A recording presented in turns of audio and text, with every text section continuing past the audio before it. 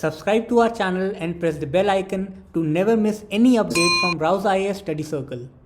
Join the only official Telegram channel of Rouse IAS Study Circle to get the relevant materials and important updates. Hello and welcome to the Daily News Simplified, the what, why, and how of the newspaper analysis from the Civil Services Examinations perspective. So today we are going to discuss the Hindu Delhi edition dated 4th February 2022. The topics to be discussed have been displayed on your screen and the timestamping of the same has been provided in the description box below. So our first topic is from the economy section, that is paper GS3 perspective, and this topic has appeared in today's newspaper in the text and the context page, which is there in the online edition of The Hindu. As you all are aware that recently the budget has been released, and in this very context multiple analyses are coming out in newspapers which are critically examining the budget of India this year. So among all those opinions and analysis, one very important topic has come in today's newspaper, and this topic is in context to the labor income and consumption expenditure. Now as we will discuss this topic, you will come to know the importance of this topic from the GS3 mains perspective. So as we are already aware about the fact that for the last few years, India's economy was shrinking. And not just India's economy, but during the pre-COVID times, we were witnessing a global slowdown. That is, the output growths were declining and the consumption expenditure were also reducing. And in addition to this, the post-COVID pandemic-induced economic slowdown has disrupted the national economies of almost all the countries. In this very context, the recent budget for the financial year 2022 to 23 was released, and that is why in this session we will discuss that how far the budget is going to address these twin challenges of reducing consumer demand and declining the output growth. Now first of all, we will analyze this flowchart. This flowchart tells us about the four key parameters which are the key drivers of GDP growth. The first important parameter is the private household expenditure, which boosts the domestic demand of an economy. The second important thing is the business investment, which brings in the capital in the economy. The third is the government expenditure, which targets the social sectors. And the fourth one is the net exports, that is export minus imports, which brings in the foreign earnings. Now if you have understood all these four key drivers of GDP growth, now let us come to the method of calculation of GDP, which stands for the gross domestic product. And what is the gross domestic product? The gross domestic product is the final value of the goods and services produced within the domestic boundary of an economy. So all the final value of goods as well as services which is produced within the domestic boundary is called as GDP.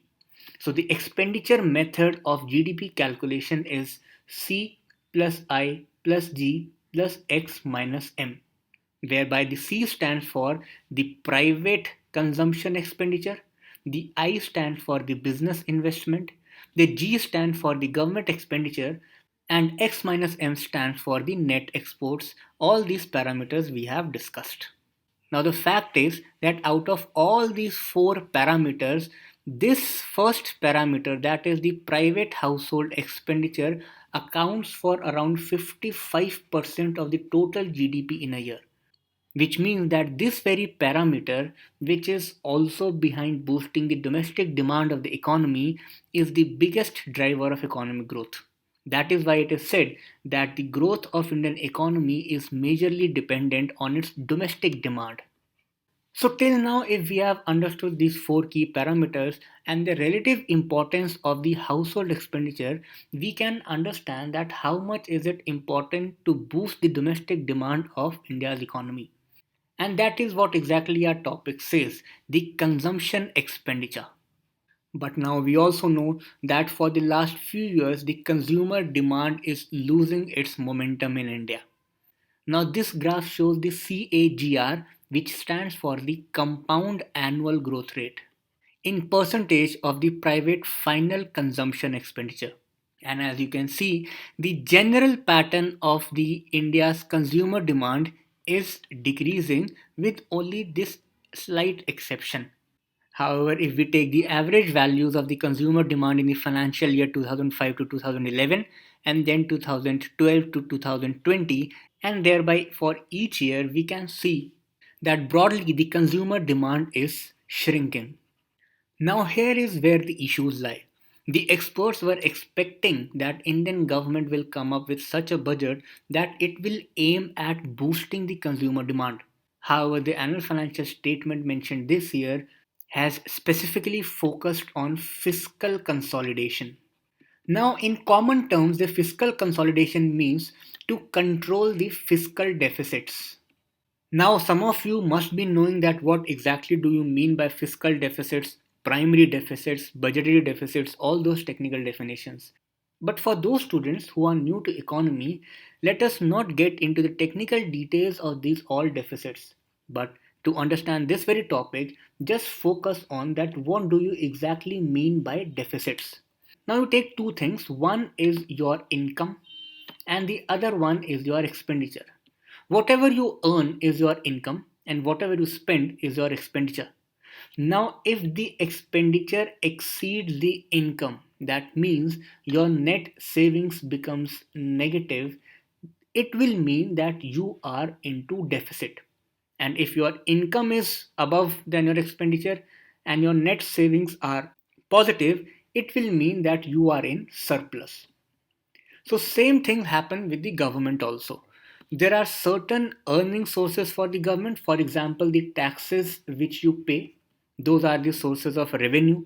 But again, there are certain expenditures of the government. For example, the salaries which they provide you, right? So the thing is that if the income of the government is lesser than its expenditure, we will call that government is running in deficit. And obviously, with the common sense, you can understand that the government must not be in deficit. But given the present situation when the government is spending a lot of money in social sector, especially in the post-COVID pandemic times, the government is running in deficit, and that is why this budget aims at fiscal consolidation. So there is nothing bad in targeting the fiscal consolidation, but the point is that how are you targeting the fiscal consolidation?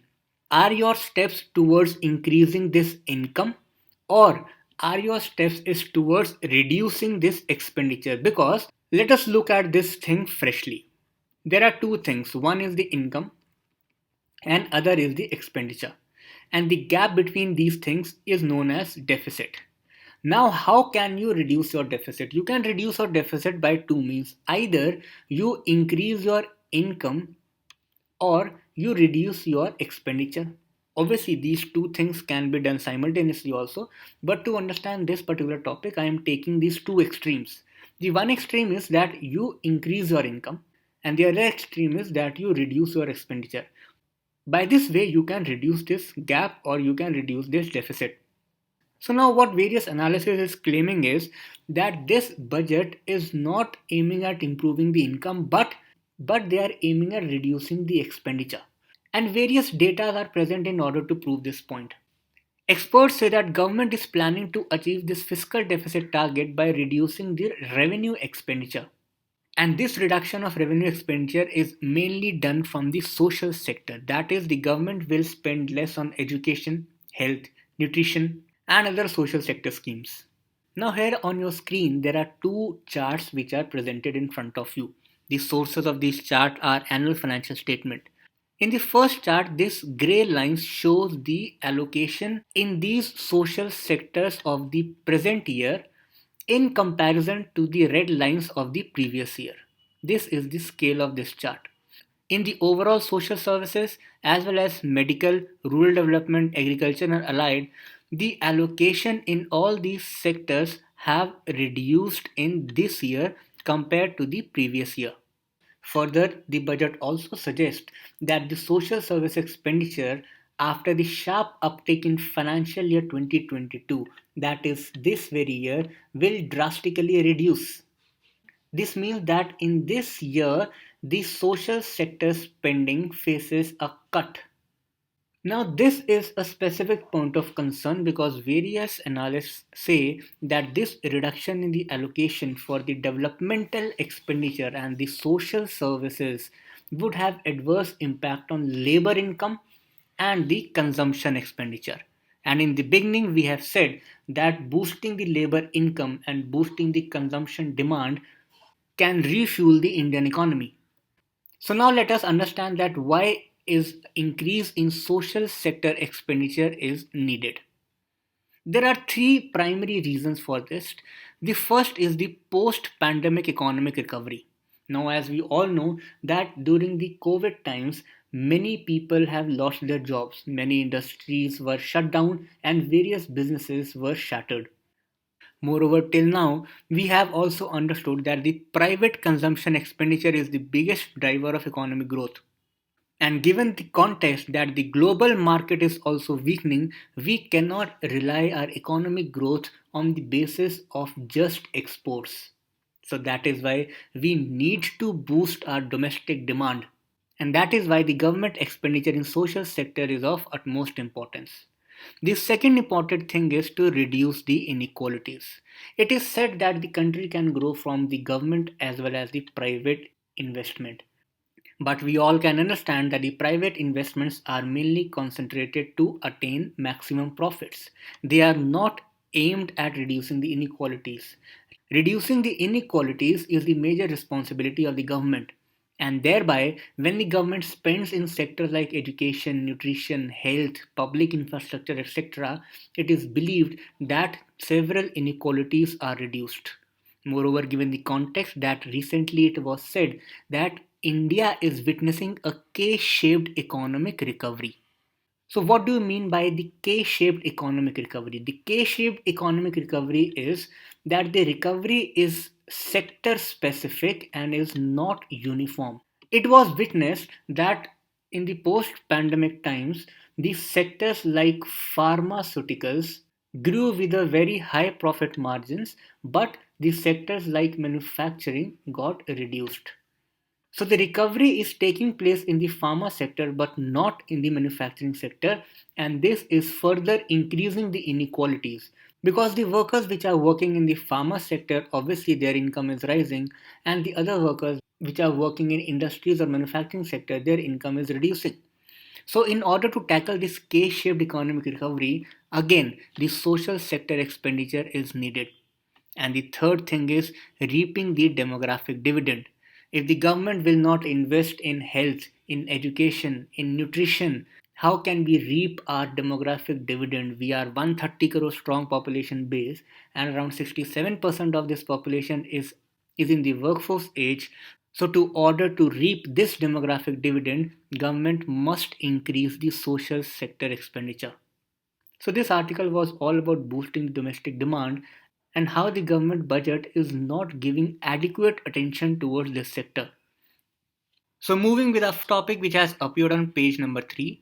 Now this topic is very important because this topic is very much in news and this might be there in your GS mains paper too. The topic is in context of the marital rape. Because you might all be aware that recently Delhi High Court has sought a clarity from the centre that what is its stand on criminalising the marital rape. The centre has filed an affidavit in the court that it is still under the process of consultation with all the stakeholders involved. However, nothing concrete has been done on ground. So, in this line, you should be aware about all the dimensions associated with the marital rape and why this issue has gained so much of importance in recent times. First of all, going by the UPSC scheme of syllabus, this topic finds in relevance in the section of social justice. The General Studies Paper 2 mentions the social justice as its important component, and the micro section involves the welfare schemes for the vulnerable sections. Now, this word is very important because you need to be aware that what constitute the vulnerable sections. And as far as the present India's social setup is concerned, women is one of the most vulnerable sections. Under this microsection, there is also a word mentioned that is laws. Therefore, you should be in a position to analyze the performance of the various schemes, mechanisms, laws, and institutions which are there in order to protect the rights of the vulnerable section. Further, if you go by the previous year question papers, UPSC in 2017 mains asked the question that is the National Commission for Women able to strategize and tackle the problems that women face both at public and private spheres? You were asked to give reasons in support of your answer.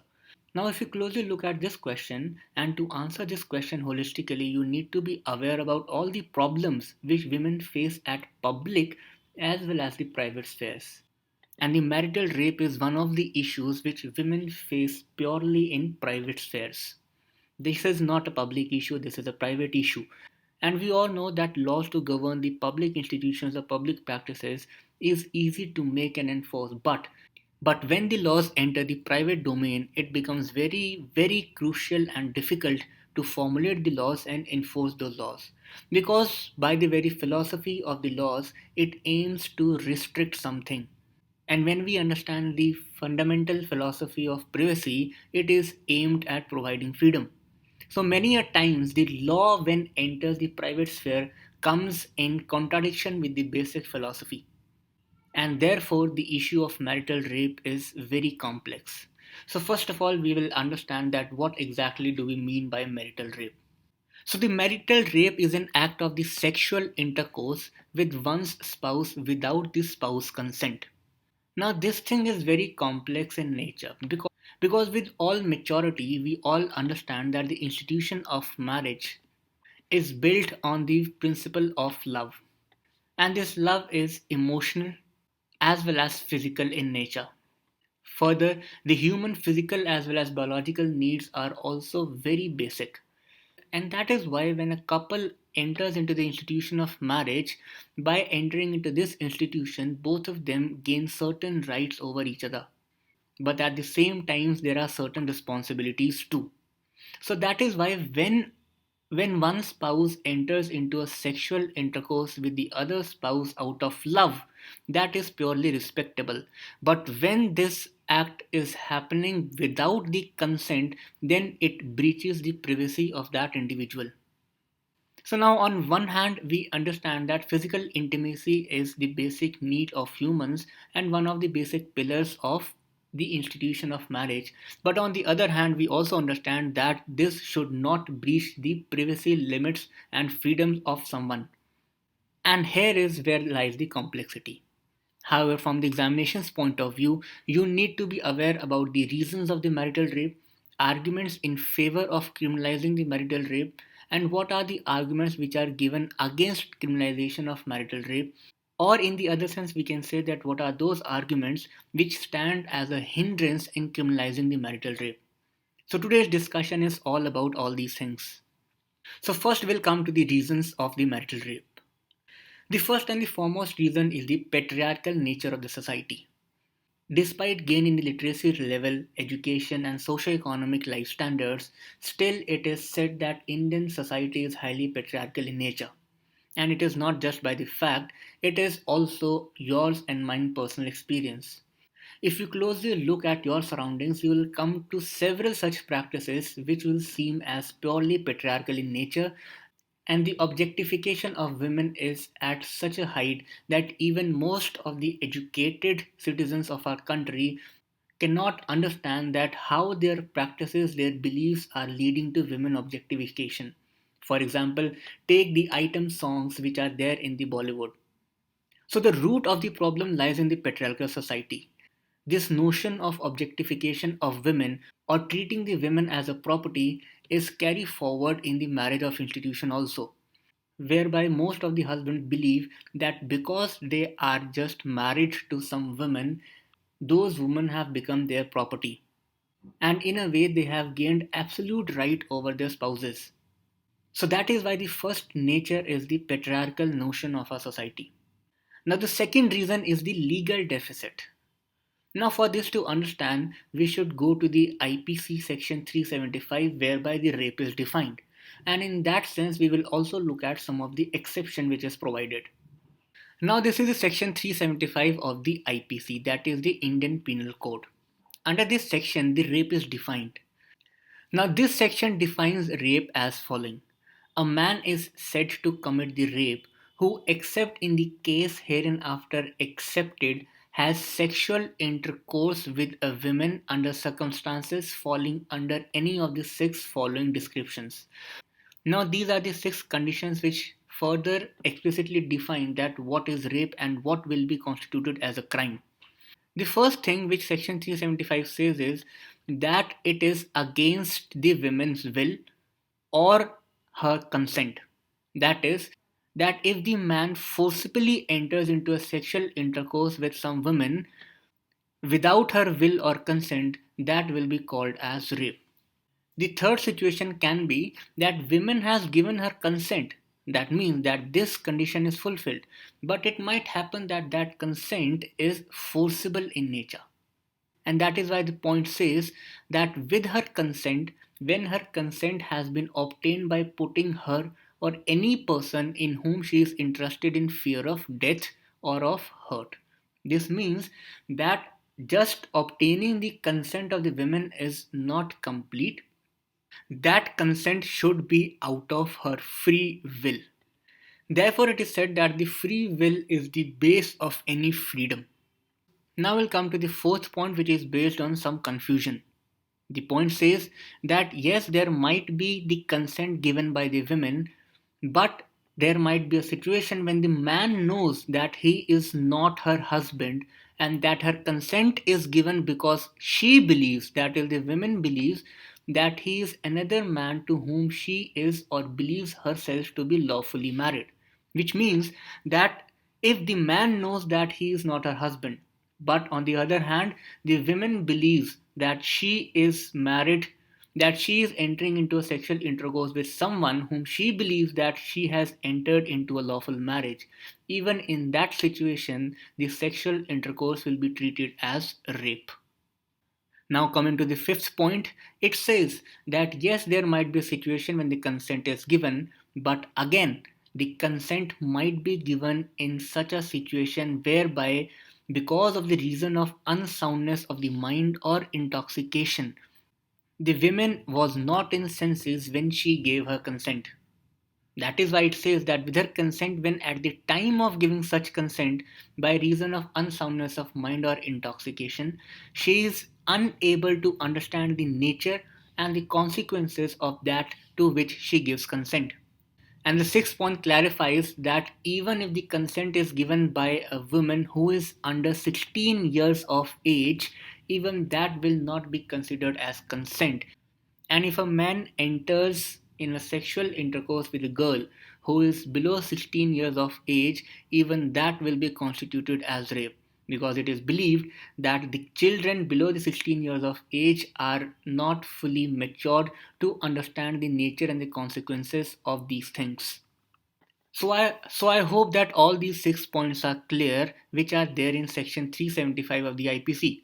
But now there is very important thing, that along with these six situations, there is one exception also given in section 375.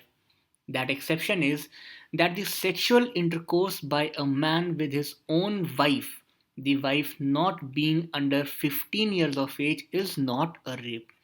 Now, this exemption points towards the possibility of marital rape. I am repeating it, that this exception says that if the woman, the wife, is not less than 15 years of age and man enters into sexual intercourse with his own wife, that will not be considered as a rape for the matter of section 375 as per the IPC. So that is why this legal deficit is also one of the biggest reasons which encourage the marital rape. And the third thing is the lack of awareness among women.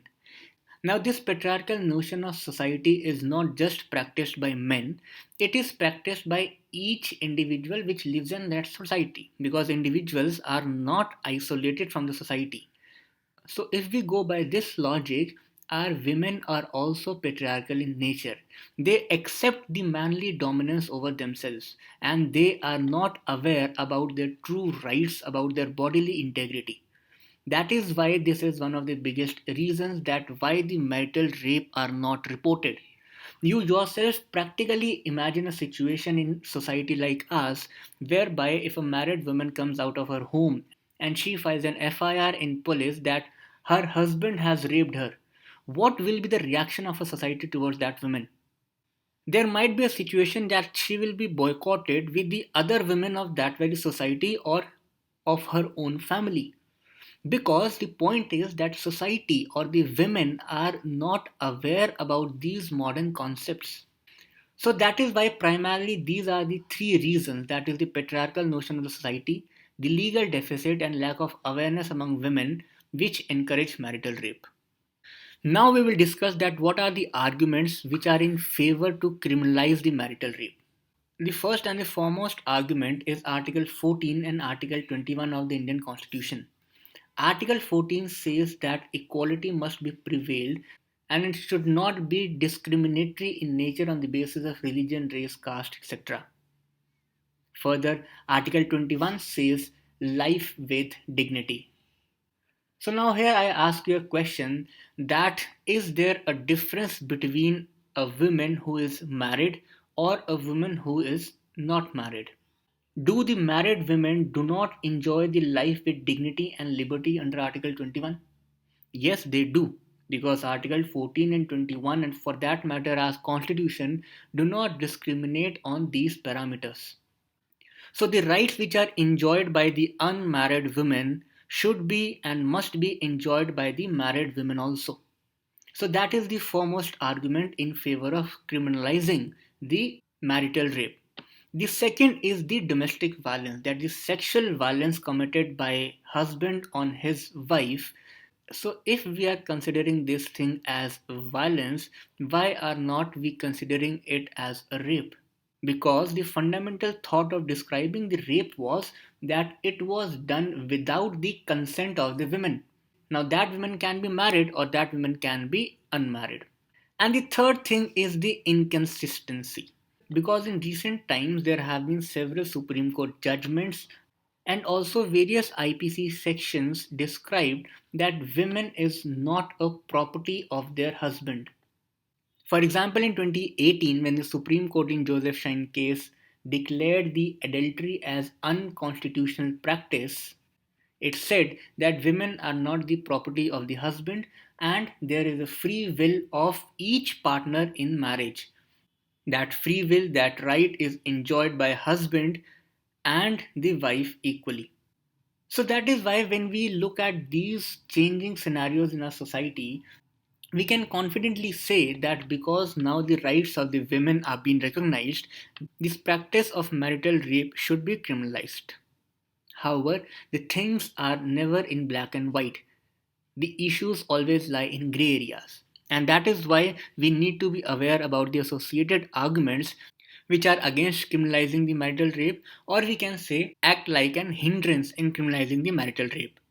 The first and the foremost argument here is that the center has filed an affidavit in the court and it says that it might be a threat to institution of marriage. Now several experts have opposed this argument because they said that the institution of marriage is not based on the pillar of sexual intercourse only. The institution of marriage is based on the pillar of love, emotions, trust, faith, respect, equality and various other values. And further, if we take the physical intimacy as also one of the pillar of institution of marriage, that physical intimacy is not guaranteed despite the fact that the spouses are not willing to intimate. But still the argument is that it is a threat to institution of marriage. The second practical difficulty is that how will you prove that the rape has been committed? Because if you enter into a marriage institution, and if we think about it maturely, obviously the physical intimacy will be there on regular basis. But on one day, if someone claims that now I have been raped by my husband, how will you then prove that that sexual activity was not approved by the wife? So that is why the proving that the consent was not given by wife, because this practice is taking in purely private spheres, it becomes very difficult. And the third argument is in continuation of this. Because there will be difficulty in proving this thing, there are high chances of misuse. Because even in other acts and laws, we have witnessed that there are high misuse. For example, the Domestic Violence Act or the Dowry Prohibition Act. There are several cases whereby it was proven later on that the women were misusing the law. So it goes both ways. There are some times when men misuse the law, and there are other times whereby women misuse the law. But the problem is when we are into designing the law, we have to reduce the possibility and the potential of misuses of those laws. That is why the laws are designed in such a way that the potential misuse is reduced to minimal. But having said that, yes, there is one argument that this law can be misused because it is difficult to prove this. And the fourth argument which is given is that still the consultation process is undergoing and the government is consulting with all the major stakeholders involved. So until and unless we are not aware about the opinions, the viewpoints of all the stakeholders, we cannot design a law in such a complex manner. Because as we live in a democracy and the sole opinion of the government or the court is not enough, we must consult with our society, with our experts, with civil society organizations, and especially the women that what should they want and how it can be done. But still, because the awareness is not that much high, the consultation process has not taken place. So these are some of the dimensions which hover around the issue of the marital rape, and you need to be aware about these dimensions in order to tackle the questions which can be there in your mains or also in your UPSC interviews. Now we will discuss this specific scheme which is known as in short form as PM-DevINE, and its full form is the Prime Minister's Development Initiative for Northeast. So now as the name is suggesting that this scheme has something to do with the overall development of the Northeast region. Now we all know that the Northeastern region has several challenges associated with it. Some of the challenges are difficult topography, multiple ethnicity and tribal groupings, international borders, internal security challenges, because we all know that there are several insurgent groups which are aiming to destabilize the political system which are developed in those states, low avenue of employment, and possible demographic challenges, for example, in the state of Assam. So now in order to tackle the multiple challenges, this year's budget has come up with the scheme of development initiative for Northeast, which is known as the PM-DevINE. Now, this topic is mainly important from the prelims point of view, and that is why you need to be aware about the key facts related to this scheme. The first, as the name is suggesting, that this scheme is aiming at building the developmental projects of the northeastern region, mainly the infrastructure projects. Further, it is said that the scheme is going to be implemented by NEC. Now, NEC stands for the Northeastern Council, and this is a nodal agency which looks after and coordinate various socio-economic developmental projects of the Northeastern region. This NEC is a statutory body which is made out of the parliamentary act, that is the Northeast Councils Act, and this body, NEC, is chaired by the Home Minister. The Union's Home Minister is the ex officio chairman of the NEC. Further, the vice chair of the NEC is the Minister of State independent charge of donor, that is the Department of Northeastern Region. And the other members of NEC include the governors and the chief ministers of all the 8 states of Northeastern Region, including Sikkim. So in prelims, there might be a question on PM-DevINE, or there might be a question on the Northeastern Council as a body itself. Its composition, its statutory or constitutional status, is objective or is working. Further, coming back to the facts related to this scheme, it was clarified by the finance minister in the budget session that this scheme is not aiming to substitute the ongoing schemes, which means that the schemes which are still under process in the northeastern region will continue to do so. This is an extra scheme which is aiming to develop the infrastructure projects in northeastern region. And the fourth important thing related to this scheme is that though the central government will also come up with several proposals for the northeastern region under this scheme, but the proposals of the states will be given priority over the central proposal.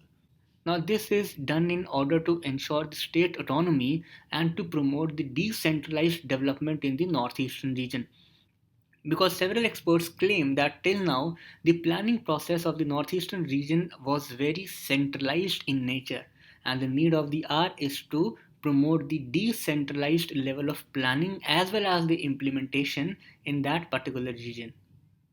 Now, this topic has appeared on page number 6 in today's newspaper as a leading article, and the topic reads that a border move that will only bolster China. Now, the context of this very topic is that recently in a television interview, the Indian Army Chief General M.M. Narwane argued that out of the 5 or 6 friction points in the Ladakh region, 5 have been resolved. So, according to him, the one remaining friction point was the hot spring area that is in this particular region. So, out of all those friction points, he meant that only one friction point, that is the hot spring area, which in this map is located here, is the only remaining friction point which is yet to be resolved. And implicitly, he meant that the Dipsang plain, which is in this particular region, is resolved between India and China. So basically, this whole article is an opinion-oriented article whereby the author has expressed his own personal opinions. But from the examination's point of view, especially the prelims, we need to be aware about the topography of this particular region. And that is why we will cover this article as a map work which can be asked in the UPSC prelims. So as you can see that this is the map of the Ladakh region. And the question can be asked in prelims about the friction points, their orientation from north to south or south to north. So that is why there are some important places in this particular region which I have taken for today's discussion. In the northernmost part is the Karakoram Pass, which also provides us the narrow land route towards the Central Asia. However, the route is very difficult because of the rugged terrain and topography. In the south of the Karakoram Pass, we have a famous Daulat Beg Oldie Road, which is also known as DBO. And here only we have this region as the Dipsang Plains. Further in the south, we have the Y Junction. And as you can see that this Y Junction is in the Dipsang sector. Then further south in this area we have the Galwan Valley or the Galwan Nala. Further south of the Galwan Valley we have Hot Spring, that is the friction point PP15. Now you must be thinking that what is this term friction points which I am telling again and again. These friction points are the connotation to those particular points or places where India believes where China has ingressed. So that is why this remains the friction between India and China. Coming back, at the south of the hot spring, we have the Gogra Post. And then in south of the Gogra Post, we have this, the Pangong Lake. These two spots of the Pangong Lake tells us the north bank as well as the south bank of the Pangong Tso. So again, from north to south, the areas are Karakoram Pass, DBO Road, Y Junction, Galwan Valley, Hot Spring, Gogra Post, and Pangong Tso. So now is the time for the question of the day. The question asked in yesterday's DNS was related to motion of thanks. These two statements were given and you were asked to find the correct statement. The statement 1 said that the scope of discussion in either House of Parliament on the motion of thanks cannot go beyond what has been stated in the special address of the President under Article 87. And the statement 2 says that no amendment can be proposed in the motion of thanks adopted in either House of the Parliament and must be passed in the same way as it was adopted. So option D is the correct answer because both the statements are incorrect. The question of the day for today's DNS is related to the K-shaped recovery.